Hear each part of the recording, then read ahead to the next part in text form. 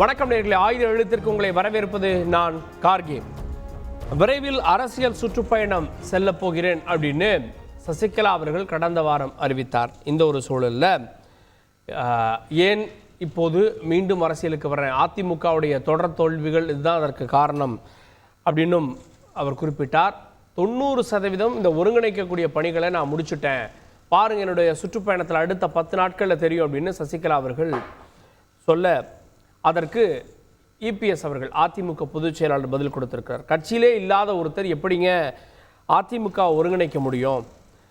இது ஒருத்தர் திரும்ப வேலையை விட்டு போயிட்டு திரும்ப வரணுன்றதுக்கு அதிமுக ஒன்றும் கார்ப்பரேட் கம்பெனி அல்ல, இது ஒரு கட்சி அப்படின்றார். அதோடு சேர்ந்து எப்படி ஜானகி அம்மையார் ஜெயலலிதா அவர்களுக்காக விட்டு கொடுத்து கடிதம் மூலமாக ஆதரவு தெரிவித்து விலகி இருந்தாரோ, அதுபோல அதிமுக ஆட்சி அமைக்கன்னா சசிகலா ஒதுங்கி இருக்க வேண்டும் அப்படின்னு இபிஎஸ் கூறுகிறார். அது ஓபிஎஸ்க்கும் பொருந்துமா? நீக்கப்பட்டவர்கள்லாம் சேர்க்கப்பட மாட்டாங்க, அவங்க கட்சியில் உறுப்பினர்களுடைய எண்ணங்களுக்கு ஏற்ப நீக்கப்பட்டார்கள், பொதுக்குழு உறுப்பினர்கள் நீக்கினாங்க அப்படின்லாம் சொல்லுகிறார். ஜெயலலிதாவா இபிஎஸ், ஜானகியா சசிகலா விவாதிக்கிறோம் சிறப்பு விருந்தினர்களோடு. ஓபிஎஸ் ஆதரவு நிலைப்பாட்டுடன் திரு நாஞ்சில் கோலப்பன் நிகழ்ச்சிக்கு வரவேற்கிறேன். அவரை முதுநிலை வழக்கறிஞர் திரு தமிழ்மணி அவர்கள், அவரையும் நிகழ்ச்சிக்கு வரவேற்கிறேன். மற்ற விருந்தினர்களும் இணைகிறார்கள். கொங்கு இளைஞர் பேரவையினுடைய முன்னாள் சட்டமன்ற உறுப்பினர் திரு தனியரசு அவர்கள், அவரையும் நிகழ்ச்சிக்கு வரவேற்கிறேன். முன்னாள் எம்பி திரு கேசி பழனிசாமி அவர்கள், அவரையும் வரவேற்கிறேன். சேலம் வழக்கறிஞர் திரு மணிகண்டன், அவரையும் நிகழ்ச்சிக்கு வரவேற்கிறேன். முதல்ல திரு மணிகண்டன், ஏன் சசிகலா அறிக்கை வெளியிட்டு அதிமுக ஆட்சிக்கு வரணும்னா ஒதுங்கி இருக்கணும் அப்படின்னு எடப்பாடி பழனிசாமி அவர்கள் ஏன் இப்போ சொல்றார்? தந்தி டிவி நேயர்களுக்கு வணக்கங்க. கார்கேன்னு பேர் வச்சிருக்கிறதுனால நீங்க என்ன மல்லிகார்ஜுன கார்கே ஆக போறீங்க? அது ஒன்றும் கிடையாதுங்க. நீங்க இப்போ இன்னைக்கு கார்டில் போட்டிருந்தீங்க, அதாவது திரு எடப்பாடி பழனிசாமி அம்மாவா இல்லை சசிகலா ஜானகி அம்மா மாதிரியா அப்படின்னு கேட்டிருந்தீங்க. நிச்சயமா சொல்றேங்க, எடப்பாடி பழனிசாமி ஜெயலலிதா அம்மா கிடையாது. சர்வ நிச்சயமா பார்த்தீங்கன்னா சசிகலா ஜானகி அம்மாவும் கிடையாதுங்க. ஆனால் ஒன்று புரிஞ்சுக்குங்க, காண மயிலாட கண்டிருந்த வான்கோழி தானும் அதுவாக நினைத்து தனது பொல்லாத சிறகை விரித்து ஆடியதாம் அப்படிங்கிற மாதிரி 2017 அம்மா அவர்கள் மறைந்த பின்பு அம்மா மாதிரியே ஹேர் ஸ்டைலை மாற்றிக்கிட்டு அம்மா மாதிரியே உடை அலங்காரம்லாம் சிகை அலங்காரம்லாம் பண்ணிக்கிட்டு அம்மா மாதிரி குளோனிங்காக இருக்கிறதுக்கு யார் முயற்சி பண்ணினாங்க அப்படிங்கிறது இந்த மக்கள் எல்லாருமே பார்த்தாங்க. கார்கே, நான் ஒன்று சொல்கிறேன் கார்கே, அன்று நீங்கள் சின்னம்மா, அம்மா என்ற பரமசிவன் கழுத்தில் இருந்த பாம்பு. இன்று நீங்கள் வெறும் விகே சசிகலா, சிறை மீண்டவர், அடுத்த 5 ஆண்டுகளுக்கு தேர்தலில் போட்டியிட முடியாதவர். அன்று அவர் சேலம் மட்டுமே அறியப்பட்ட வெறும் பழனிசாமி. இன்று பார்த்தீங்கன்னா இந்தியா முழுவதும் அறியப்பட்ட தமிழகத்தினுடைய முன்னாள் முதலமைச்சர், அஇஅதிமுகவினுடைய பொதுச் செயலாளர், தமிழகத்தின் சட்டமன்ற எதிர்க்கட்சி தலைவர், எல்லாத்துக்கும் மேல அம்மா என்ன விரும்பினாங்களோ அந்த வழியில பிஜேபிக்கு எதிராக பல நிர்பந்தங்கள் பிஜேபி கொடுத்தா கூட அதை எதிர்த்து களமாடி கொண்டிருக்கின்றார். அம்மா என்னத்தை விருப்பப்பட்டாங்களோ கடைசி காலம் வரைக்கும் அதை நோக்கி தன்னுடைய அரசியல் ஒண்ணு இல்ல, இன்னைக்கு பொலிட்டிக்கலி ஒண்ணு இல்ல. ஆனா எடப்பாடி பழனிசாமி யார் தெரியுமா அப்படின்னு சொல்றீங்க, கரெக்ட். ஆனா அதே சசிகலாவை முன்பு கடுமையாக விமர்சித்தார். இன்னைக்கு திருமதி விகே சசிகலா அவர்கள் ஒதுங்கி இருக்கணும், அதிமுக ஆட்சி அமைக்கணும்னா ஜானகி அவர்கள் போல இருக்கணும் அப்படின்ற இடத்துல ஒரு சாஃப்ட் டோன் தெரியுது. இது சசிகலா அவர்கள் குறிப்பா அரசியல் சுற்றுப்பயணம் போறாருன்றப்போ இந்த வார்த்தைகள் ஏன் உதிர்க்கிறார்?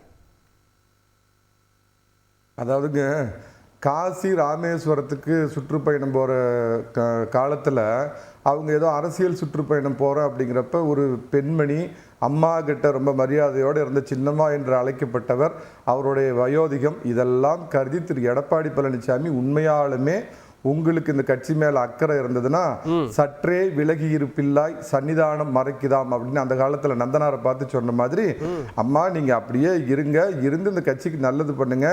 உங்க மேல கொலைப்பழி சொன்னார ஓ பன்னீர்செல்வம், அதையே கொஞ்சம் மைண்ட்ல ஞாபகம் வச்சுக்கோங்க. உங்களுக்கு எதிராக தர்ம யுத்தம் பண்ணாரு ஓ பன்னீர்செல்வம், அவரை கொஞ்சம் ஞாபகம் வச்சுக்கோங்க. அம்மா கிட்ட கடைசி காலத்துல பாய்ஸ் கார்டன்ல சேர்றப்ப என்ன கண்டிஷன் எழுதி கொடுத்தீங்க கடிதத்துல, நான் ஒருபோதும் இனி அரசியலில் ஈடுபட மாட்டேன் அப்படிங்கிறத ஞாபகம் வச்சுக்கிட்டு கண்ணியத்தோடு இருங்கம்மா அப்படின்னு எடப்பாடி பழனிசாமி ஒரு நல்ல, அதாவது ஒரு முதுபெரும் தலைவராக அந்த இடத்துல மாறி கண்ணியத்தோட பதில் சொல்லியிருக்கார். இப்போ திரு தனியரசு அவர்கள்ட்ட ஏன் சசிகலா அவர்கள் விலகி இருக்கக்கூடாது, 2021 நான் விலகி இருக்கேன் அப்படின்னாரு, இன்று வரவேண்டிய தேவை என்ன ஏற்பட்டது? இன்னைக்கு அதிமுக இருக்கு, திரும்ப ஆட்சி அமைக்கணும்னா சசிகலா அவர்கள் விலகி இருப்பதான உசிதம், அதை எடப்பாடி பழனிசாமி சொல்றாரு.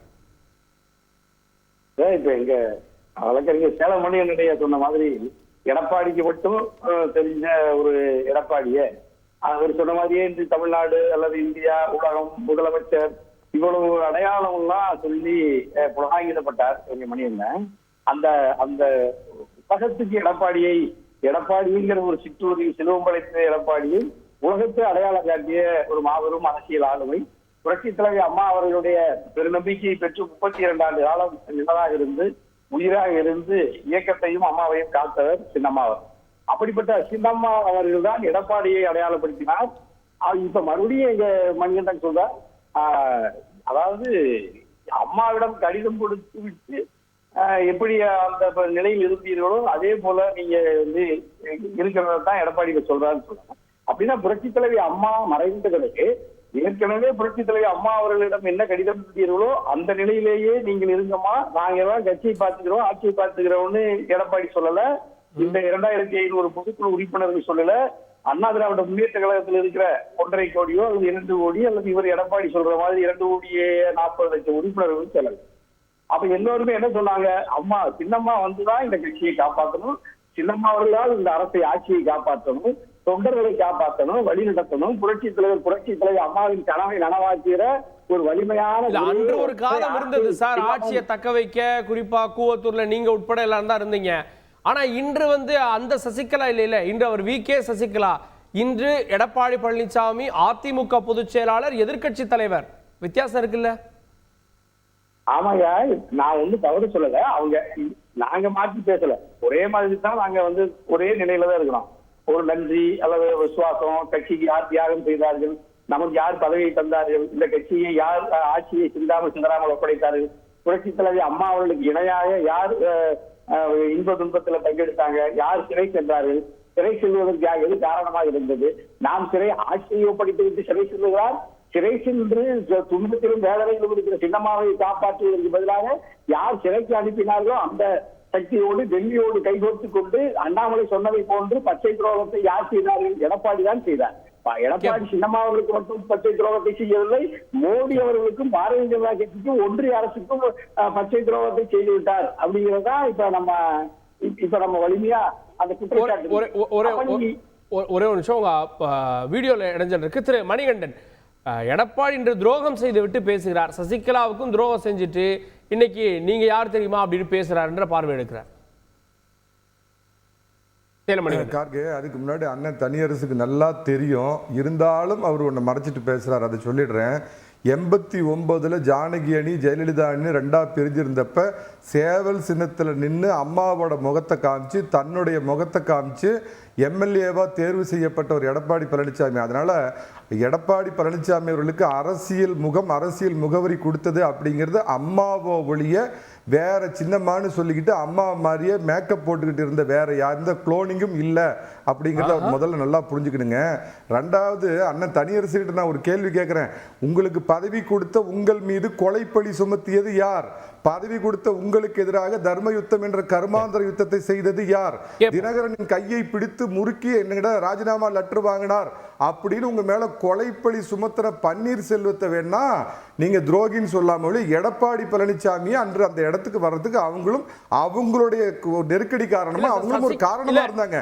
ஆனால் எடப்பாடி பழனிசாமி தேர்ந்தெடுத்த சட்டமன்ற உறுப்பினர்கள் இல்ல சார், சசிகலா இல்லாம எடப்பாடி பழனிசாமி வந்துட்டாரா முதலமைச்சரா? சார், அது ஒரு கேள்வியே கிடையாது. அந்த நேரத்தில் அவங்க தேர்ந்தெடுத்தாங்க. அவங்க மாத்திரம் இல்லை, அவங்க ஒரு கருவியா இருந்தாங்க. ஆனா அன்னைக்கு சட்டமன்ற உறுப்பினர்கள் தேர்ந்தெடுக்காம இருந்திருந்தா எடப்பாடி பழனிசாமி முதலமைச்சர் ஆயிருக்க முடியுமா? சட்டமன்ற உறுப்பினர்கள் எல்லாமே ஏகமனதா எடப்பாடி பழனிசாமி தான் கட்சியை வழிநடத்துவார் அப்படின்னு இருந்தாங்க. இன்னொரு முக்கியமான விஷயம், நெடுஞ்சாலைத்துறை அமைச்சரா திரு எடப்பாடி பழனிசாமி அவர்கள் அம்மா கிட்ட இருந்தது. அம்மா அவர்கள் அளித்த பதவியோ ஒழிய சசிகலாவிற்கும் அதற்கும் சான் முளம் கூட சம்பந்தம் கிடையாதுங்கிறது தெளிவா புரிஞ்சுக்க சொல்லுங்க. அவங்க இப்ப இருக்க வேண்டியது காசி ராமேஸ்வரம்னு எங்கேயாவது சுற்றுப்பயணம் போக சொல்லுங்க. அதிமுக நல்லா ஜெயிக்கணும்னு பழைய பாசத்தோட வேண்டிக்க சொல்லுங்க, விலகி நிக்க சொல்லுங்க. உள்ள இடம் இல்ல, ஆட்டம் க்ளோஸ், கதம் கதம். ஒரே நிமிஷம் திரு தனியரசு, நீங்க உட்பட எல்லாரும் தான் கூவத்தூர்ல தேர்ந்தெடுத்தீங்க. ஆனா அதுக்கு சசிகலா மட்டுமே காரணம்னு சொல்ல முடியுமா? அவங்க இல்லைன்னா ஒருவேளை எம்எல்ஏக்கள் தேர்ந்தெடுத்திருந்தா? இது இன்னும் நீங்க எடப்பாடி எங்க மணிகண்டன் என்ன சொல்லுவாங்க தெரியுமாயா? அதாவது புரட்சி தலைவி அம்மா இல்லைன்னா கூட எடப்பாடியுடைய இந்த வளர்ச்சியை யாரும் தடுத்திருக்க முடியாது. அண்ணா திராவிட முன்னேற்ற கழகத்துல வெற்றிக்கு துணை நின்றது புரட்சி தலைவி அம்மா அவர்களுக்கு. எடப்பாடி இல்லைன்னா அதிமுக ஆட்சிக்கு வந்திருக்காருன்னு கூட சொல்லுவாங்க. ஏன்னா நீங்க அந்த அளவுக்கு புரட்சி தலைவரை விட, புரட்சி தலைவி அம்மாவை விட செல்வாக்கு பெற்றவர் எடப்பாடி. மாபெரும் சாணக்கியர், மிகப்பெரிய ராஜவேந்திரன் எல்லாம் யாரு பட்டம் சூட்டுதான் எடப்பாடிக்கு? ஆச்சரியத்தில் இருக்கிற வரைக்கும் சொன்னீங்க. தேர்தலில் ஒரு தேர்தலிலாவது வெற்றி பெற்று இருக்கிறார் எடப்பாடி. அது மட்டும் இல்லையா, இப்ப நம்ம தலைக்கே இன்னைக்கு தந்தி தொலைக்காட்சி என்ன சொல்றோம் நம்ம, அதாவது புரட்சி தலைவி அம்மாவா இபிஎஸ், ஜானகி அம்மாவா சின்னம்மா. ஆனா இன்னைக்கு இப்ப எடப்பாடி புரட்சி தலைவி அம்மாவும் இல்லை. ஏன்னா 1989 கட்சி பிளவுபடுகிறது. ஜானகி அல்லது அம்மா, ஜானகினி அம்மாவுடைய இரட்டை புறா சேவல். இரட்டை புறா தோற்றுவிட்டது ஒரு சட்டமன்ற உறுப்பினர்.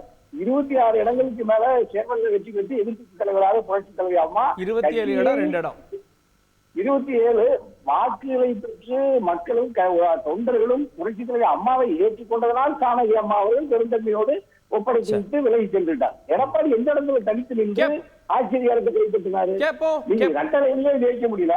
ஐயா காந்தையா, இரட்டை இலையாலேயே வெற்றி பெற முடியாத எடப்பாடி சேவல் சின்ன மாதிரி இன்னும் ஏதாவது ஒரு சின்னத்தை கொடுத்துருந்தா எடப்பாடி என்ன கதையா இருக்கு பாருங்க. ஆகவே எடப்பாடி ஜெயலலிதா அம்மா இல்ல, புரட்சி தலைவி அம்மா இல்ல. ஆகவே ஜானகி அம்மாவுக்கு விட கூடுதலாக புரட்சி தலைவி அம்மா அவர்களுக்கு இந்த கட்சிக்கு தியாகம் செய்தவர் சின்னம்மாங்கிறதுனால சின்னம்மாவை அவ்வளவு இலகுவாக கடந்து விட்டு பிரார்த்தனை செய்யுங்கன்னு சொல்லிட்டு எடப்பாடி கட்சியை நடத்தினால் 10 தோல்வி 11வது தோல்விக்கும் அந்நியமாகிறார் எடப்பாடி என்கிறதுனால சின்னம்மா அடுத்த அரசியலுக்கு வர்றாங்க, சுற்றுப்பயணத்தை மேற்கொள்றாங்க. இந்த கட்சியை காப்பாற்ற வேண்டும் என்று நினைக்கிறார்கள்.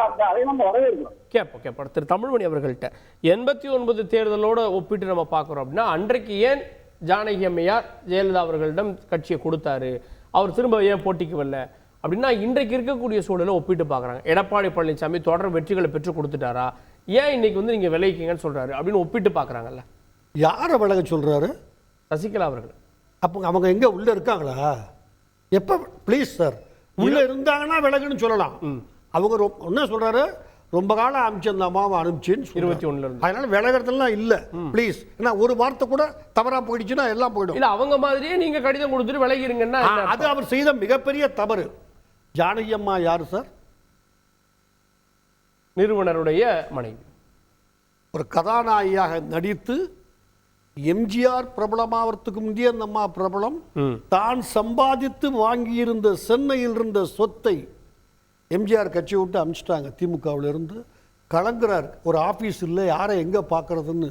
இந்தா பத்திரம், என் சொத்து நான் சம்பாதிச்சதை வச்சுக்கோ, வீடு வேறு இடத்துல, இந்த பத்திரம் வச்சுக்கோ. இந்த அன்னைக்கு இருக்கு அண்ணாடிஎம்கே ஆஃபீஸு, அந்த அம்மா சம்பாரிச்ச சொந்த சொத்து கொடுத்தவங்க. அவங்களையும் இவங்களையுமா கம்பேர் பண்ணுறது அவர் தேர தவறு. இந்த அம்மா யாரு சார்? இவங்க ஏதோ சுற்றுப்பயணம் போகிறாங்கன்னு இப்போ சொன்னீங்க. இது வரைக்கும் எனக்கு தெரிஞ்சு 3 தடவை சொல்லிட்டாங்க, உண்டா இல்லையா? அப்புறம் அதனால் இந்த புலிவருதுங்கிற கதை தான் இது. நான் ரொம்ப நாளாக சொல்லிட்டு இருந்தேன், அந்த நேரம் இதுதான். ஏன்னா தொடர் தோல்விகள் அதிமுக சந்திச்சிருக்கு, நான் இப்போ போறதா சரியா இருக்குன்றாங்க. அப்ப ஏதோ இருக்கு. இன்னும் ஒரு 2 வருஷம் கழிச்சு கூட சொல்லலாம். அப்ப அவர் எடப்பாடி ஜெயிக்கிற வரைக்கும் இது சொல்லிட்டு இருக்கலாம் இல்லையா? அதான் நீங்க சொல்றீங்க. நீங்க உங்க லாஜிக் என்ன? இதுதான் எனக்கு சரியா. எடப்பாடி ஜெயிச்சா சார் அவங்க சொன்னாங்க, கேட்குறாங்க ரிப்போர்ட்டர்கள் எல்லாருக்கும் தெரியும். நல்லா முடிஞ்ச வரைக்கும் தெரிஞ்ச விஷயங்களை மட்டும் பேசுகிறேன், எல்லாராலையும் ஏற்றுக்கொள்ளப்பட்ட விஷயங்களை. என்னங்க, உங்களை பார்க்கணுன்னு சொல்கிறாரு ஓபிஎஸ், நீங்கள் எதனா பார்க்க மாட்டேங்கிறீங்க. அவர் எங்கால் தானே, எப்போ வேணா நான் ஞாபகம் இருக்கா உங்களுக்கு? எப்போ அது சொல்லி எத்தனை மாதம் ஆச்சுங்க? பேசிட்டாங்களா 90% எங்க ஓபிஎஸ் கிட்ட நான் பேசுகிறேன், ரைட்டுங்களா? அவரு பேசுறேன்னு சொல்றாரே, நீங்க மாட்டேங்கிறீங்களேன்னு ரிப்போர்ட்டர் கேட்குறான். அந்த அம்மா என்ன, அவர் இருக்கட்டும், எங்கால் தானங்க, நாங்கள் எப்போ வேணா பேசல இன்னைக்கு வரைக்கும், ரைட்? இந்த அம்மாவால் கொண்டு வரப்பட்டு இந்த அம்மாவால் அரசியலுக்கு அறிமுகப்படுத்தி இந்த அம்மாவுடைய ரத்த சொந்தம் தினகரன்கிட்ட பேசி முடிச்சாச்சா? தினகரன் இவங்க தலைமை ஏற்றுக்கிட்டு வாங்க உள்ள கூட்டு உட்கார வச்சு நாக்காளி கொடுத்துட்டாரா? யாருக்கிட்ட என்ன பேசுனா அவங்க தான் இருப்பை காண்பித்து கொள்ள அப்போது அவ்வப்போது அவங்களுடைய சார் நல்லா புரிஞ்சுக்குங்க, அவங்க யார்? செல்வி ஜெயலலிதாவுக்கு ஒரு அந்தரங்க பணியாளராக போனவங்க. அவங்க வேற ஒன்றும் ஸ்டேட்டஸ் உங்களுக்கு இல்லை. பொலிட்டிக்கலி அவங்க ஏற்படுத்தின இம்பேக்டை நம்ம மறந்துட முடியும். என்ன இம்பேக்ட்டுங்க? கட்சியில் பல முக்கிய முடிவுகளை கொண்டு போனதும் எடுத்ததும் அவங்களும் பின்னாடி இருந்தாங்க. பல நேரங்களில் இந்த பிஏ டிரைவர் கூட நேற்று சொல்லுவான், கார் ஓட்டிக்கிட்டு, ஐயா அந்த கிருஷ்ணமூர்த்தி நல்ல ஆளியா, அதை முதலாளி கேட்பான். இயற்கை நான் பார்த்துருக்கேங்க, கண்ணதுக்க பார்த்துருக்கிறேன். எங்கள் ஹைகோர்ட் ஜட்ஜில் பியூல் தண்ணி அப்படி எடுத்து வைப்பான், வச்சுக்கிட்டே சொல்லுவான் நல்ல வக்கீலியா. என்ன சொல்கிறான்? அதனால எடப்பாடியை சிஎம் ஆக்குறது அவங்க பங்கு அல்ல.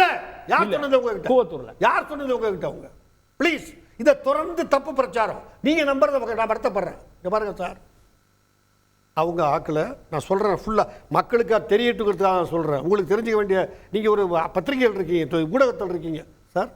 அந்த அம்மா உண்டாக்குன பிரச்சனையை அந்த அம்மா தீர்த்து வச்சாங்க. என்ன பிரச்சனை?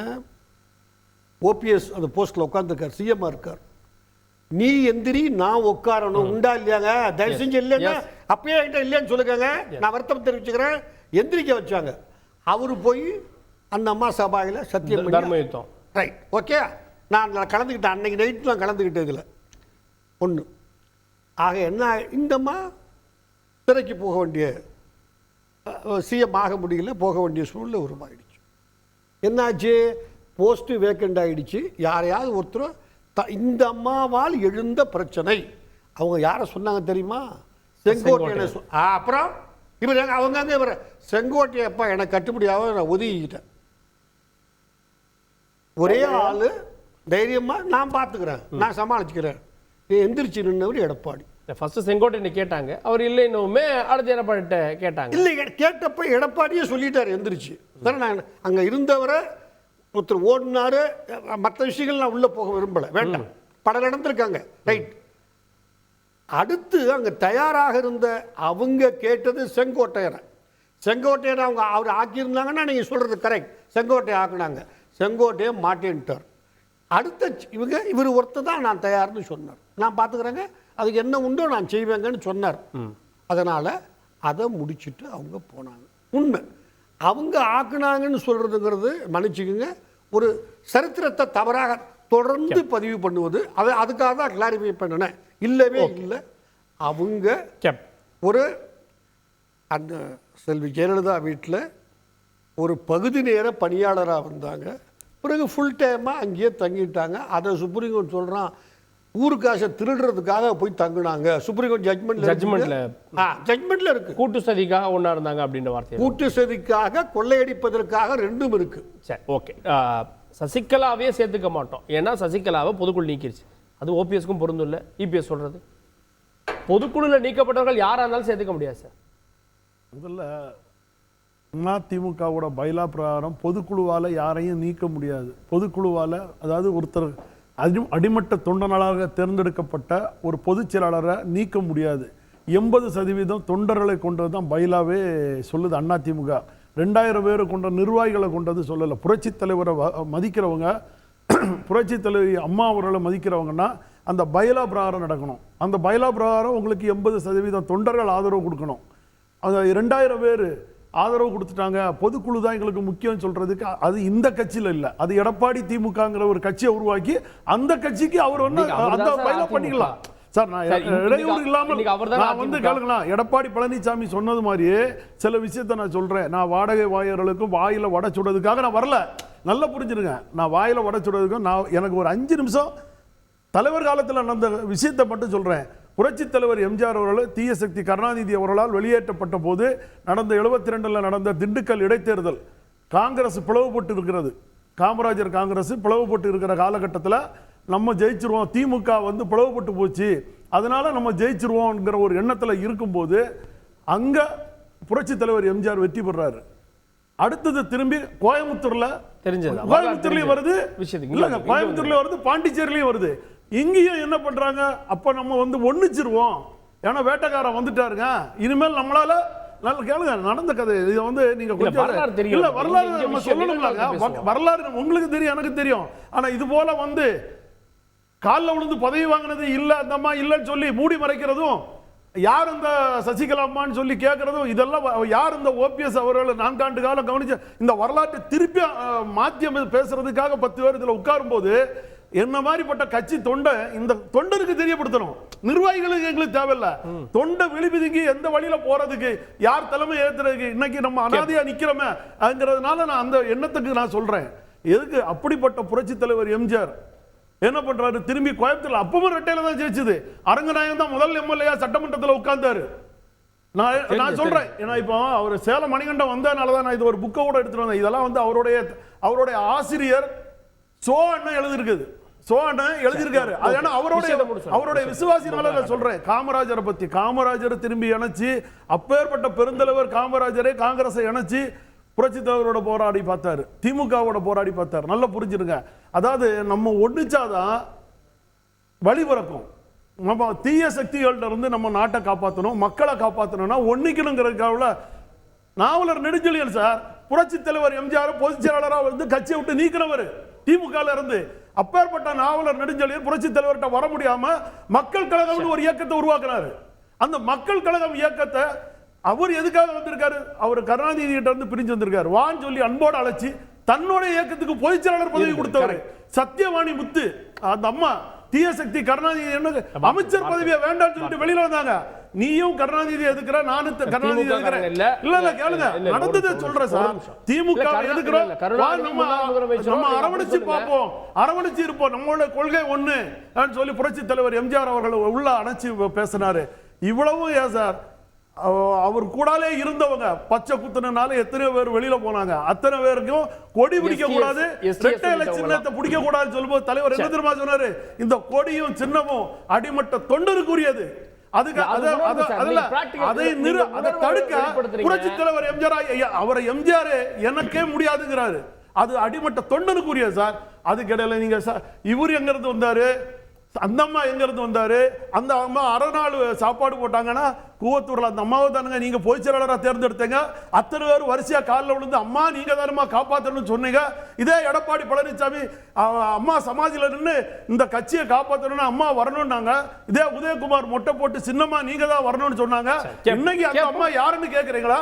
நான் ஒண்ணு கேட்கிறேன், விரைவில் சொல்றேன், நீங்க என்ன தப்பு செஞ்சீங்க, அந்த அம்மாக்கு என்ன நன்றி கடன் பண்ணுனீங்க, இந்த அதிமுக சொத்து அது யாருக்கு பேர்ல எழுதி கொடுத்தார் முதல்வராக இருந்து, அது பழனிசாமிக்கு தெரியும், அந்த அம்மாவுக்கு தெரியும்.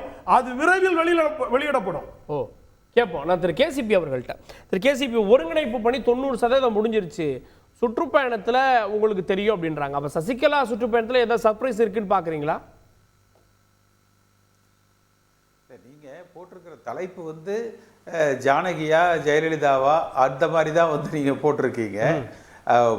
ஒரு இது என்னன்னா, புரட்சி தலைவர் எம்ஜிஆரோடு 84 இருந்து புரட்சி தலைவர் மறைந்து அந்த அன்றைக்கு நடந்த ஒருங்கிணைப்புகள் எல்லாம் நான் அன்றைக்கு சட்டமன்ற உறுப்பினராக நான் வந்து இருக்கேன். ஜா அணி ஜே அணி என்று பிரிந்த பொழுது 97 சட்டமன்ற உறுப்பினர்கள் ஜா அணியில் வந்து இருக்காங்க. சட்டமன்றத்தில் ஒருத்தருக்கு ஒருத்தர் அடிச்சுக்கிறாங்க, மைக்கை கலட்டி ஒருத்தருக்கு ஒருத்தர் வந்து அடிச்சுக்கிறாங்க. போட்டி பொதுக்குழுக்கள் நடக்குது. பெரும்பான்மையான எம்எல்ஏக்கள் ஜா அணியில் தான் இருக்கிறாங்க. பெரும்பான்மையான பொதுக்குழு உறுப்பினர்கள் ஜா அணியில் தான் வந்து இருக்கிறாங்க. ஆனால் தேர்தல் என்று வருகிற பொழுது இரட்டைப்புறா சேவல் என்று நிற்கிற பொழுது சேவல் சின்னத்தில் 27 சட்டமன்ற உறுப்பினர்களை அம்மா அவர்கள் ஜெயலலிதா அம்மா அவர்கள் தலைமையில் வந்து வெற்றி பெறாங்க. அதில் எடப்பாடி பழனிசாமி அவர்களும் ஒருத்தர். அப்படி வெற்றி பெற்று வந்ததுனால, ஆனால் அன்றைக்கு இந்த தலைவர்கள் யாரும் சிந்திக்கல.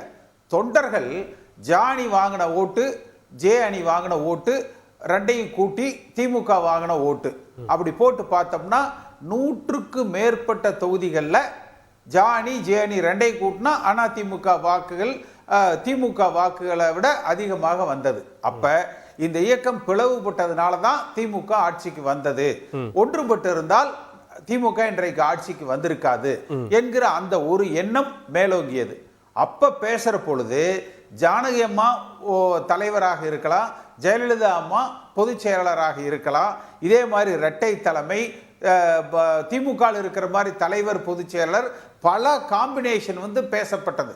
ஆனால் இறுதியாக ஜானகி அம்மா வந்து இல்லை, மக்கள் அங்கீகாரம் பெற்றவராக ஜெயலலிதா அம்மா இருக்கிறாங்க, அவர் இந்த இயக்கத்தை வழி நடத்தட்டும், எனக்கு எந்த பொறுப்பும் வேண்டாம் என்று சொன்னார். அதற்கு பிறகு சட்டமன்றத்தில் ஜெயலலிதா அம்மா வந்து அந்த துகிலெறியப்பட்ட பொழுது,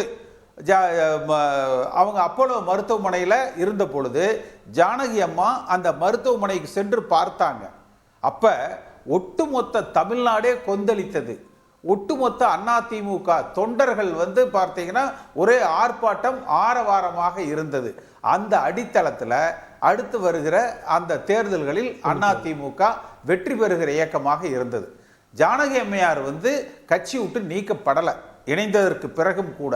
அவரோடு இருந்ததில் ஆரம் வீரப்பனும் மற்றவர்கள் சில பேர், PH பாண்டியன் போன்றவர்களெல்லாம் வந்து அந்த இணைப்புக்கு எதிராக இருந்தாங்க.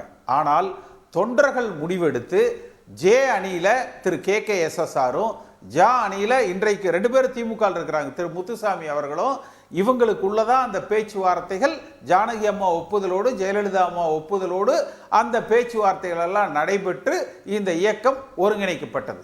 ஆனால் அந்த ஒருங்கிணைப்பு நடந்ததிலிருந்து பார்த்தீங்கன்னா 2011க்கு பிறகுதான் முழுக்க முழுக்க ஜெயலலிதா அம்மாவுடைய ஆளுமை மிக்க அதிமுக உருவானது. அதுவரை பார்த்தீங்கன்னா 91, 96 அந்த காலகட்டத்தில் புரட்சி தலைவர் எம்ஜிஆரோடு பயணித்தவர்கள் தான் 2ஆம் இடம் 3ஆம் இடம்னு இருந்து அந்த கட்சியையும் ஆட்சியையும் வழிநடத்தினாங்க.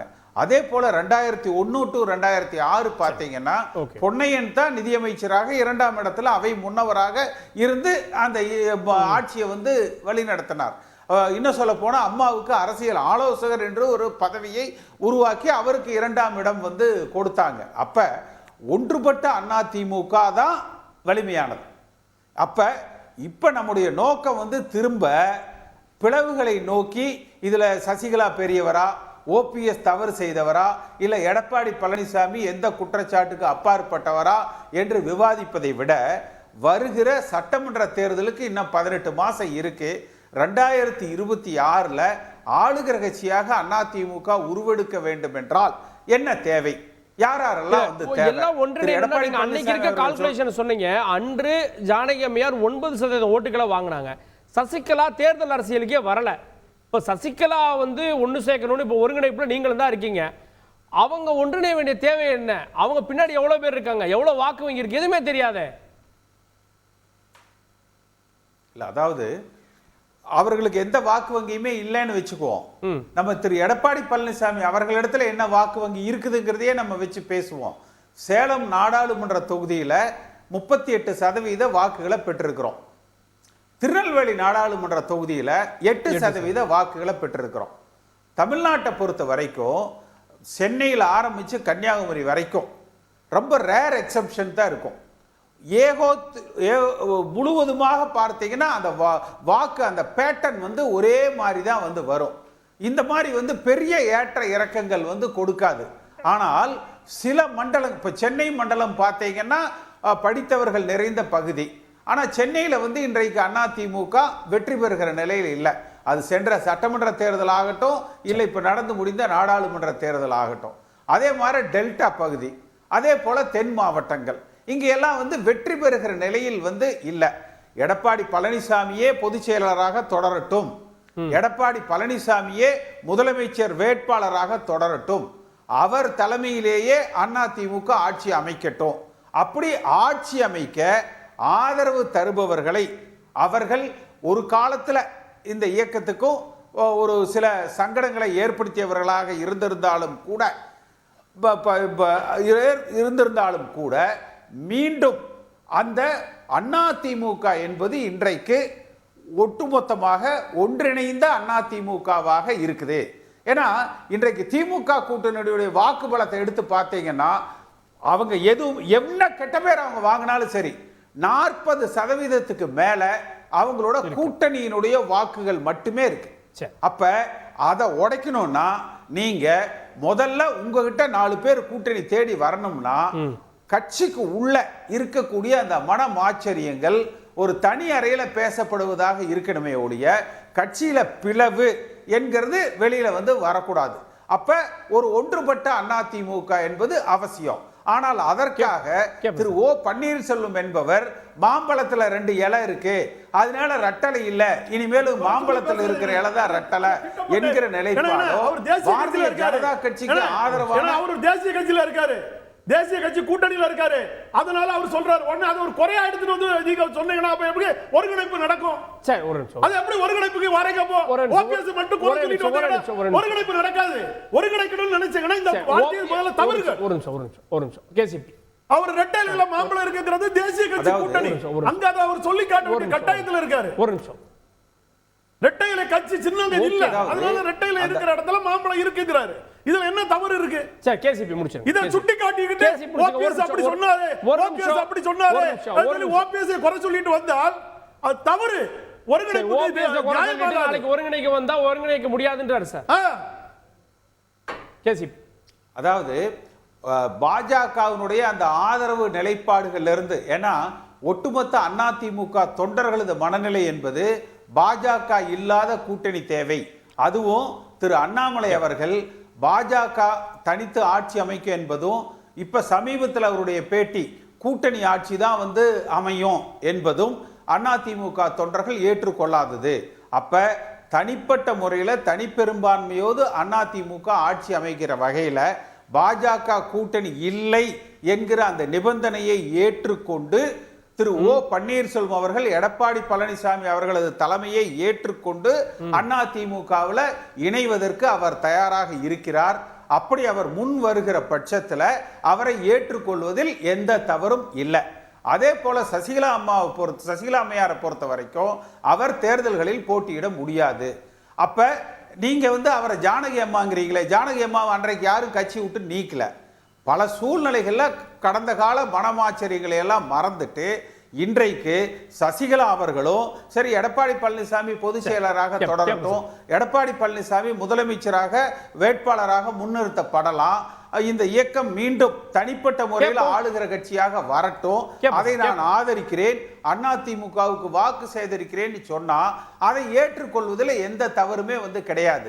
அப்ப மீண்டும் ஆட்சி அமைக்கிறதை நோக்கி எடப்பாடி பழனிசாமி அவர்கள் பயணிக்கணுமே ஒழிய மீண்டும் தன்னுடைய கவனத்தை அவர் திரு ஸ்டாலின் அவர்களை வெற்றி பெறுவதில் காட்டணும். நீங்க திருமதி சசிகலா அவர்களை நான் வெற்றி கொண்டு விட்டேன், ஓபிஎஸ் அவர்களை வெற்றி கொண்டு விட்டேன் என்பது அல்ல அரசியல். ஆளுகிற கட்சியாக அதிமுக வரணும். மீண்டும் வருகிற இந்த 2026 அந்த வாய்ப்பை அவர் நழுவ விட்டுவிட்டால் அதிமுக அவர் கைப்பிடிக்குள்ள இருக்காது. தமிழ்மணி அவர்கள்ட்ட கட்சியிலிருந்து நீக்கப்பட்டவங்க திரும்ப வர முடியாது, திரும்ப என்ட்ரி கொடுக்க முடியாது அப்படின்னா அதிமுகலே பல வரலாறுகள் இருக்கு. ஒதுக்கி வைக்கப்பட்டவங்க, பதவிகளிலிருந்து ஒதுக்கி வைக்கப்பட்டவங்க திரும்ப பதவிக்கு கொண்டு வரப்பட்டதெல்லாம் இருக்கு. ஜெயலலிதா காலத்தில் இருக்கு, எம்ஜிஆர் காலத்தில் இருக்கு, எஸ்டிஎஸ் போன்றவர்கள்லாம் திரும்ப போயிட்டு திரும்ப வந்த வரலாறுகள். ஏன் இபிஎஸ் அதை பண்ணக்கூடாது? வர்றேங்கிறாங்களா இணைக்கணும்ங்கிறாங்களா? வித்தியாசத்தை செஞ்சு நாங்களும் வர்றோம், இணைக்கிறோம் ப்ளீஸ். இதுதான் நான் திருப்பி நீங்க புரிஞ்சுக்கிறதே தப்பு. இணைப்பு என்பது வேறு. இணைப்பு நீங்கள் நானும் ஈக்குவலாக இருந்தால் வாங்க உட்காந்து காப்பி சாப்பிடணும் நான் கூப்பிடலாம் உங்களை. சேர்றதுங்கிறது வேறு. வித்தியாசத்தை புரிஞ்சுக்கோங்க. அந்த தப்பை திருப்பி இன்னொருத்தர் யாரும் செய்யக்கூடாது. சரி, இன்னும் 2 விஷயம் சொல்லிடுறேன், இதோட முடிச்சுக்கலாம். இங்கே பாருங்க சார், ஓபிஎஸ் பலமுறை இவரே சொல்லியிருக்கிறார், அவங்க கட்சிக்காரன் அவர் சார்போம். இது என்ன எலெக்ஷனில் இப்போ கோர்ட்டில் 10 இடத்துல தோத்துட்டு போடுமே, மக்கள் சபையில் நாங்கள் ஜெயிப்போம். என்னாச்சு மக்கள் சபை? அவர் சொன்னார், அவரை கேட்குறாங்க, ஜெயிச்சிருவீங்களா? எஸ் ஜெயிச்சிருவேன். தப்பு இல்லை, எந்த கேண்டிடேட்டும் ஓபிஎஸ் சொல்கிறார், தப்பு கிடையாது, அதை நான் தவறே சொல்ல மாட்டேன். மத்திய அமைச்சராவீங்களா? இறைவன் தான் முடிவு பண்ணணும். ஸோ ஒரு எங்கே வரைக்கும் போயிடுச்சு? மத்திய பிஜேபியில் மினிஸ்ட்ரியில் மந்திரி ஆகிற வரைக்கும் போயிட்டார். விட்டுருங்க, ரைட். நான் முடிச்சிருப்பேன். இப்போ சொல்லுங்க என்ன பண்ணல. மத்திய அமைச்சருக்கு அவர் சொல்லலை.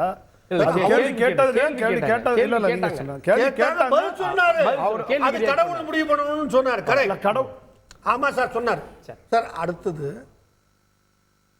இந்த அவரு இப்போ ஒரு மீட்டிங் போட்டார், உரிமை மீட்பு மீட்டிங்னு ஒன்று போட்டார். தொண்டர்கள் உரிமை மீட்பு இயக்கம். கரெக்ட், உரிமை மீட்பு தான், ப்ளீஸ் தொண்டர்கள் அல்ல, உரிமை மீட்புன்னு போட்டார். அதுதான் பாயிண்டே. இப்போ நாங்கள் வந்துறேன். அவர் ராஜகுருவாக ஏற்றுக்கொண்டிருக்கிற திரு பண்ருட்டி ராமச்சந்திரன் சொல்கிறாரு, 3 சொன்னார், மீதி 2 விட்டுட்டு 1 இப்போ நான் சொல்கிறேன். உரிமையை அப்புறம் மீட்டுக்குவோம், நம்மக்கிட்ட தொண்டை இல்லை, தொண்டனை மீட்போம் சார் அவர் சொன்னார். எங்கே வேணால் ஒரு ஸ்பீச்சை எடுத்து போட்டு பாருங்கள். உரிமையை பிறகு மீட்டுக்குவோம், நம்மக்கிட்ட தொண்டனே இல்லை, தொண்டனை மீட்போம். ஸோ அதுக்கு பேர் இணைப்பா? நான் கொடுத்த சர்டிஃபிகேட் இல்லை. சரி, அவங்க எல்லாருமே ஈக்குவலாக இல்லை. ஆனால் ஆட்சி அமைக்கணும்னா இன்னைக்கு 18% இருக்கக்கூடிய எடப்பாடி பழனிசாமி, தினகரனிடமிருந்து ஒரு 2% வைங்க, ஓபிஎஸ் 1% கூட வைங்க, இதெல்லாம் சேர்ந்தா தானே சார் அடுத்த ஆட்சி அமைக்க முடியும்? அங்கேயும் ஒரு சிறு தவறு நீங்கள் செய்கிறீங்க பிரதர். இனி நான் அழுத்தம் திருத்தமாக சொல்கிறேன், தமிழ்நாட்டில் ஒரு கட்சி ஆட்சி அமைக்கிறதுங்கிறது கிடையாது சார். காங்கிரஸ், திமுக, அண்ணா திமுக, விஜயும் கிட்டத்தட்ட என்ட்ரி கொடுத்துட்டார் உங்களுக்கு. அதனால் ஒரு கட்சி ஆட்சி என்பது இல்லை. சரி, இவங்க கிட்ட எவ்வளோ பேர் இருக்கிறாங்க? திரும்பதி சசிகலா கிட்ட அவரை பொறுத்த வரைக்கும் 2 கோடி பேர்னு சொன்னார், அது தப்பு. இபிஎஸ் சொன்ன 2 கோடி பேர் தவறு. நான் 1000 டிவியில் கேட்டேன் எங்கே கணக்குன்னுட்டு. நான் ஜாலரா கிடையாது அவருக்கு. கேட்டேன், சார் எங்கே சார் கணக்கு? ஒரு வெப்சைட் எடுத்து அவங்க ஆதார் கார்டு நம்பரோட போடுங்க சார்னா யாரு எந்த டிவி காரணங்களும் நீங்கள் கேட்கல. ஏதோ காரணமா நான் கேளுன்னு டிவி காரணம் சொன்னேன். அட்லீஸ்ட் 80 லட்சம் வாக்கு இன்னைக்கு அவர் வாங்கியிருக்கிறார் குறைஞ்சு. சரி, ஒருத்தர் தான் அவரே அவர் ராஜகுரு சொல்லிட்டார், நம்மக்கிட்ட தொண்டர்கள் இல்லை, முதல்ல தொண்டர்களை மீட்போம், பிறகு உரிமையை பற்றி பேசுவோம். அதுக்கு பிறகு நான் பேசுறது விரும்பலை. ஏன்னா அவங்க ராஜகுரு சொன்னது, அவரை உட்கார வச்சுக்கிட்டு அவர் அதுக்கு பதில் சொல்ல. அடுத்து பேச வந்த திரு ஓபிஎஸ் அதை மறுத்து பேசவில்லை. 1 மாசத்துல நீங்க எல்லாரும் போய் கட்சியை ரெடி பண்ணுங்க. இதான் இந்த மாதிரி அதுக்கு மட்டும் சொல்லிடுறேன். ஒரு நிமிஷம் முடிச்சிருக்கேன். எங்க இயக்கத்தை அவர் சொல்லும்போது தொண்டர்கள் உரிமை மீட்புக்கு, நம்ம உரிமை மீட்பு குழுக்கு தொண்டர்களை நம்ம முதல்ல மீட்கணும், கஷ்டப்படுறாங்க. எடப்பாடி பழனிசாமியை நம்பி போய் தொண்டர்களை மீட்கணும் இல்லைன்ற இல்லன்னு நாங்க சொல்லல. அங்க இருக்கிற தொண்டர்களை காப்பாற்றணும், தொண்டர்களை காப்பாற்றணும், தொண்டர்களை மீட்கணும் அப்படின்னு பாருங்க. உடனே அதை திருச்சி பேசலாம். உங்களோட பார்வை அப்படி, எங்களுடைய தொண்டரோட பார்வை வச்சிருக்கீங்க. எங்களுடைய பார்வை ஓபிஎஸ் எப்படி சொல்லல சார், நீங்க சொல்லாதீங்க. அடுத்து பேசுறது சொல்லல மறுக்கல.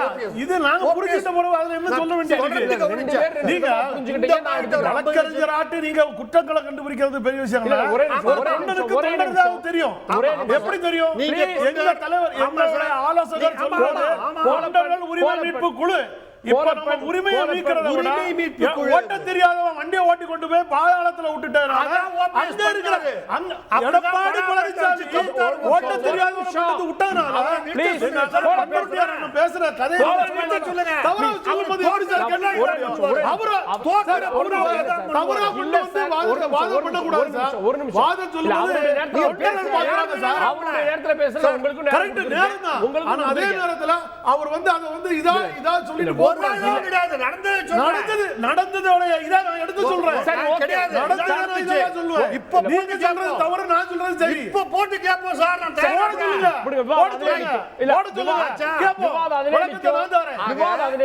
தொண்டர் இல்லைன்னு ஒருத்தர் ஒத்துக்கிட்டார். அந்த அம்மா கிட்ட என்ன ஒரு 20 லட்சம் பேர் இருப்பாங்களா? சொல்லுங்க சார். இல்ல இல்ல அந்த அம்மா சொல்றாங்களா? அட்லீஸ்ட் என்கிட்ட ஒரு இணைப்புங்கிறது எப்ப சார் வரும்? ஒரு 20 லட்சம் பேர் இருந்தா கூட இணைப்பு. அந்த அம்மா கிட்ட ஒரு 6 பேர் இருக்காங்க கூட, இவ்வளவுதான் உண்மை. எதுக்கு யாரு சார் இணைப்பு? அதனால இது ஒரு அந்த அம்மா தன்னுடைய இருப்பை காமிச்சுக்கிறதுக்காக ஏதாவது பேசிட்டு இருக்காங்க. இல்ல சார், இப்படிதான் ஓபிஎஸ் சொன்னாங்க. இவர்கிட்ட 4 பேர் தான் இருக்காங்க, அவர் பின்னாடி 4 பேர் தான் இருக்காங்கன்னு. ஒற்ற ஆளா வேட்டி இல்ல, கரை இல்ல, கட்சி கொடி இல்ல, எல்லாம் இல்லாம பலாப்பழ சின்னத்தோட போய் 3 லட்சம் ஓட்டு வாங்கி ரெட்டையில சின்னத்துல கொடி சின்னத்தோட இருந்தவங்க 4வது இடத்துக்கு போய் டெபாசிட் இலக்கு வச்சாரு. அதான் சார் அதிமுக தொண்டை. தனியார் சசிகலா கூட எவ்வளவு பேர் இருக்காங்க? ஏன் சசிகலாவை சேர்த்துக்கணும்? எல்லாரும் இன்னைக்கு ஈக்குவலாவா இருக்காங்க. ஒரு 5 லட்சம் பேர் இருக்காங்களான்னு கேக்குறாங்க. இல்லையா, இங்க வந்து சின்னமா வந்து நேரடி அரசியலுக்கு வரல, உண்மைதான். வாக்கு தேர்தல் அரசியலுக்கும் வரல. அமைப்பை கட்டுவதற்கான முன்முயற்சியை எடுக்கல. அதோட கொடுமை, தன்னை யார் மிக கடுமையாக அவதூறாக துரோகம் செய்து தன்னை இந்த நிலைமைக்கு ஆளாக்கினார்களோ தன்னுடைய சொந்த கட்சியிலேயே அவர்களை குறித்து கூட விமர்சனம் செய்வதற்கு கூட அஞ்சி அமைதியா இருக்கிற ஒரு கண்ணியமான அரசியலுக்கு என்ன தகுதி அடிப்படையில் இருந்துமோ அந்த தகுதி இல்லாமல் அவர்கள் இன்னும் ஒரு தாயுள்ளத்தோடு தான் நீண்ட குழந்தைகளை போல இவர்கள் எல்லாம் பாக்குறாங்க. ஆனா இவங்க எப்படி பாக்குறாங்கன்னா மாட்டேங்கிறாரு. அவங்க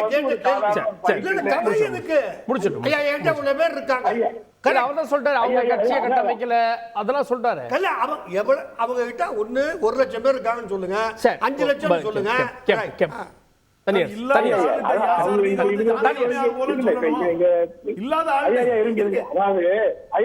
தமிழ்மணி எங்க வணிகன் எல்லாம் என்ன சொல்றாங்கன்னா அவங்க ஒரு பணிப்பெண். சரி, பணிப்பெண்ணா இருக்கு அவ்வளவு பேர் காலில் வரிசையா மொத்த தமிழ்நாடு விழுந்தீங்க. நீங்க எல்லாம் ஆம்பளைன்னு வேற சொல்றீங்க. ஒரு சாதாரண வயசான பெண்மணியே போயிட்டாங்க. அவங்களுக்கு கணவனும் இல்லை, ஈன்ற குழந்தைகளும் இல்லை, எந்த உற்றார் ஒரு தாயில ஜெயிலுக்கு போக முடியாது, அரசியலுக்கு வர முடியாதுல்ல. அப்ப ஜெயிலுக்கு போனதுனால அந்த ஓசியா வெஞ்சில கொடநாடு அத கொடுக்க சொல்லுங்க சார். எப்படி ஜானகி தான் சம்பாதித்த சொத்தை கொடுத்தாங்கல்ல கட்சிக்கு, இந்த அம்மா ஓசியா வெஞ்சில கொடநாடு அத கொடுக்க சொல்லுங்க. பதில் சொல்றேன் நாட்டுக்கு தனியரசு ஐயா ஆனா இப்ப நீங்க அம்மாவையும் இப்ப என்ன சொல்றாங்கன்னா எங்க தமிழ்மணி ஐயெல்லாம் சின்னம்மா அம்மா அப்படின்னு நீங்க அம்மாவையும் அப்படி சொல்றீங்க. நீங்க புரட்சி தலைவி அம்மாவை யாரை காட்சி அதிமுக நடத்துறீங்களோ, உங்க எடப்பாடி நடத்துறாரோ அரசாங்கத்தை இரட்டையில சொல்றதை வச்சிருக்கீங்களோ, நீங்க அம்மாவையும் அப்படி சொல்றீங்க. அவங்க கொள்ளை இருக்காங்க திருநாங்கன்னா நீங்க தமிழ்மொழியை புரட்சி தலைவி அம்மாவையும் அப்படி சொன்னீங்கன்னா கட்சியினுடைய அடிப்படை வேறையே நீங்களே கொடுங்க. யார் ஓட்டு போடுவா? சரி, எடப்பாடி போடுற எல்லாம் மொத்த தொண்டர்கள் இருக்கிறாங்க. தொண்டர்கள் எடுக்கிற முடிவுபடிதான் எடப்பாடி நகர்றாருன்னா நீங்க 1,60,60,000 வாக்கு இருந்தது, நீங்க 1 கோடிக்கு வந்துட்டீங்க. 60,00,000 வாக்காளர்கள் சினிமாவுடைய வாக்குன்னு சொல்றேன், ஓபிஎஸ் வாக்குன்னு சொல்றேன், டிடிவியுடைய வாக்குன்னு நான் சொல்றேன். நீங்க அந்த 60,00,000 வாக்கு எங்க போச்சுன்னு தமிழ்மொழியை சொல்லுங்க. நீங்க 2,40,000 ஓட்டு எடப்பாடி இருக்கிறதா சொல்றாரு. தொண்டர்கள் உறுப்பினர்கள் இருக்கிறான்னு சொல்றீங்கல்ல, அந்த 2,40,000 நீங்க 1 கோடி பேர் 2024 நாடாளுமன்ற தேர்தலில் அது ஓட்டு போட்டிருக்காங்க. அப்படின்னா நீங்க 1,40,00,000 தொண்டர்கள் சின்னமாவுடைய தொண்டர்கள் கண்டிப்பா சொல்றேன். எடப்பாடி 1,40,00,000 தொண்டர்கள் எங்க போட்டாரு எடப்பாடி சொல்லுங்க. இவ்வளவு பதில் சொல்றாருல. அது மட்டும் இல்லையா, நீங்க ஒரு வயதான பெண்மணி கேட்கறதுக்கே ஆள் இல்லை. அவர்களுக்கு சதி சூழ்ச்சி ஏமாற்ற தெரியாது, அவர்களுக்கு உண்மையிலேயே வாய் பேசவும் தெரியாது. இவர்கள் எல்லா மொத்த ஆணாதிக்கும் சேர்ந்துக்கிட்டு ஒரு புரட்சி தலைவி அம்மாங்கிற ஒரு அம்மாவுக்கு ஒரு துணையா இருந்து 32 ஆண்டு காலத்துல வாழ்க்கை இழந்துட்டு கணவன் இழந்ததுக்கு இறப்புக்கு போறதுக்கு ஜாமீன் கொடுக்க முடியாம நீங்க கடுமையாக நடவடிக்கை எடுத்து உங்க காவல்துறை எடப்பாடியுடைய போலீஸ் தான் நீங்க அங்க ஜாமீனே கொடுக்க கூடாதுன்னு சொன்னீங்க. எப்படி எல்லாம் கொண்டு அடைச்சி வச்சிருக்கீங்க, எத்தனை வேலை நீங்க இருக்குன்னு சொன்னீங்க. எடப்பாடியே இருக்கட்டும், எல்லாரும் சேர்ந்த ஒரு ஆட்சியில அமர வைக்க ஒண்ணா வாங்க அப்படின்னு. ஆனா சசிகலா வந்தா பொதுச் செயலாளர் தான் வருவேன் அப்படின்னா எப்படி? அல்லையா, இப்ப நீங்க ஒரு மறுபடியும் எங்க படிப்பண்ண வாங்கன்னு சொல்றீங்க எல்லாரும், அப்படித்தானே? எங்க கேசிபியா எங்க தமிழ்மணி எல்லாம் என்ன சொல்றீங்க? நீங்க வேலைக்காரமா வேணும், ஒரு வேலைக்காரமா வேணும்.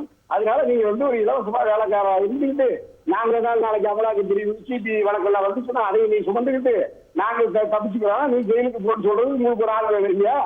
அது என்ன அண்ணாடி யாரும் பெற்றுட்டு இருக்காங்களா? நீங்க முன்னாடி வீட்டு சின்னமாவ என்ன நினைச்சிட்டு இருக்கீங்க? அண்ணா திமுகனுடைய வேறு மூளையா இருந்து கட்சி நடத்தி ஓபிஎஸ் முதலமைச்சராக இருந்து எடப்பாடி முதலமைச்சராக்கி அதிமுக ஒரு கட்சியே சின்னமாதிரி இல்லாம போயிருங்க. அப்படிப்பட்ட ஒரு குடும்பத்தை போய் அப்படிப்பட்ட ஒரு பேசுறீங்க. அந்த பாவம் தான் எங்களை சும்மா விடாம தமிழ்நாட்டு மக்கள் வாக்காளரை கண்டிக்கிறாங்க. வீரவாண்டியில விக்கிரவாண்டி நின்று பாருங்க, தப்பிச்சு போய் மக்கள் கண்டிக்கிறாங்க, தொண்டர்கள் கண்டிக்கிறாங்க. எடப்பாடி திரும்பினா வாய்ப்பு இருக்கலாம். நீங்க இதே மாதிரி பேசுறீங்கன்னா மணிகண்டன் நம்பரை பாக்குறத தாண்டி 4 நபர்கள் ஒன்னா சேர்றப்போ அந்த நம்பர்ஸை தாண்டி ஒரு அரித்மெட்டிக்கா 4 தலைவர்கள் அப்படின்னு அதிமுக ஆட்சி அமைப்பதற்கான வாய்ப்பு நோக்கி நகர்வோம் அப்படின்ற பார்வையை ஒருங்கிணைப்பு குழு முன்வைக்குது. ஆனா அதை ஏத்துக்க மாட்டோம், நாங்க தான் பெரியவங்க, எங்கிட்ட தான் சிம்பிள் இருக்கு, நீங்கெல்லாம் எங்களுக்கு ஈக்குவல் இல்லை அப்படின்னா எப்படி ஆட்சி அமைக்க முடியும்னு கேட்கிறேன். அதுக்கு முன்னாடி திரு கேசிபி அவர்களுக்கு நான் ஒரு நடைமுறை அரசியலை யதார்த்த அரசியலை நான் சொல்ல விரும்புகிறேங்க. ஒரு 20 ஆண்டுகள் 30 ஆண்டுகளுக்கு முன்னாடி வரைக்கும் இருதுருவ அரசியல் இருந்தது. திமுகவுக்கு மாற்று அதிமுகன்னு காங்கிரஸ் கட்சி அந்த இடத்துல இருந்து காணாது போயிடுச்சு.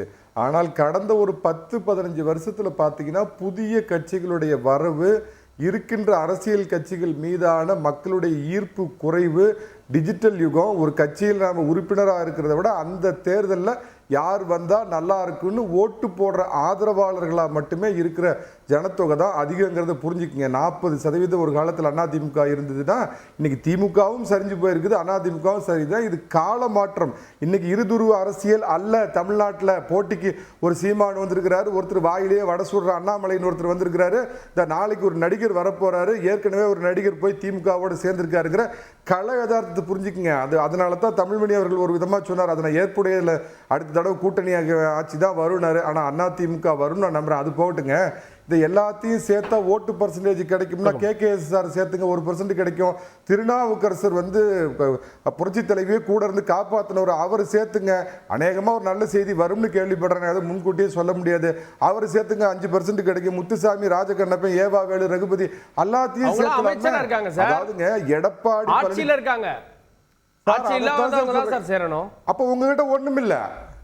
அப்போ உங்ககிட்ட ஆளும் இல்ல, படையும் இல்ல, அம்பும் இல்ல, களமும் இல்ல, காலும் இல்ல. உங்களை சேர்த்து என்ன பிரயோஜனம்? திருநாவுக்கரசர் இன்னைக்கு ஒரு கட்சியில ஒரு மிகப்பெரிய இடத்துல இருக்கிறார்.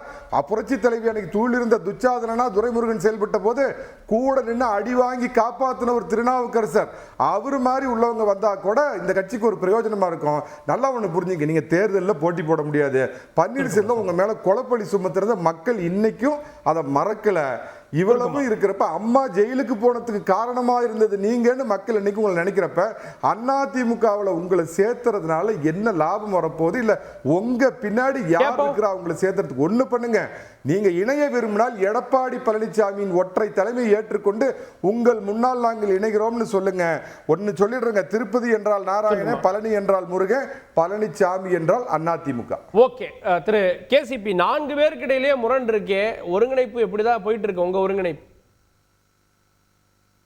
இல்லை, அதாவது கட்சிக்கு சம்பந்தம் இல்லாதவங்க எடப்பாடி பழனிசாமியை ஆதரிக்கிறேன் என்கிற பெயரில் அதிமுகவை பலகீனப்படுத்துகிற செயலில் இருக்கிறாங்க.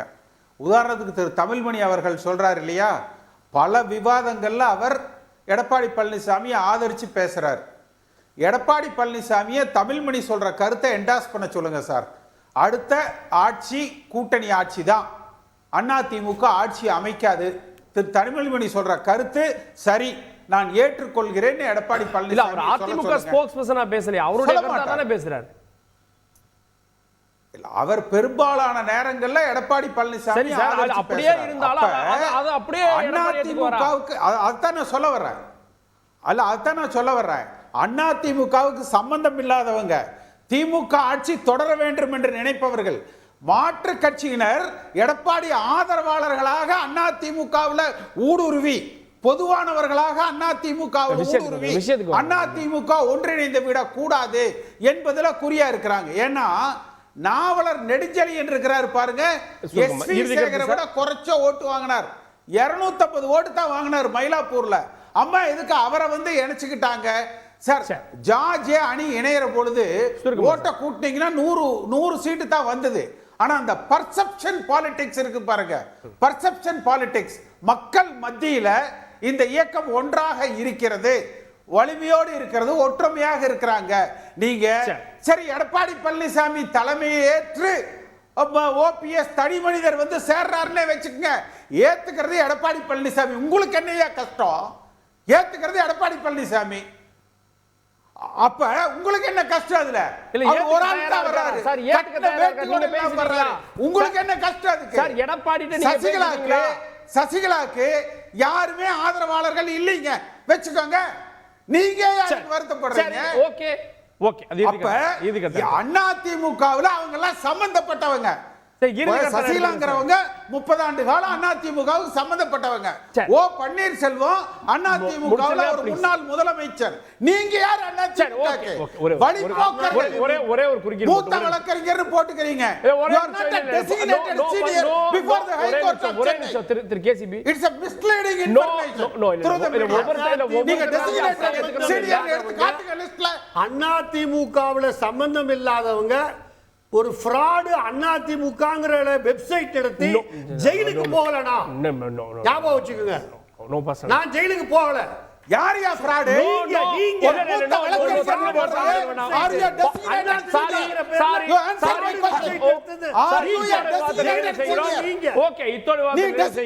அதிமுக ஒருங்கிணைப்பு அப்படின்றது வந்து அதற்கான வாய்ப்புகள் இன்னும் இருக்கிறதா பொறுத்து பார்க்கல. சிறப்பு விருந்தினர்களுக்கு நன்றி, பார்த்தவங்களுக்கும் நன்றி. தொடர்ந்து இருந்தீர்கள் தந்தி தொலைக்காட்சியுடன்.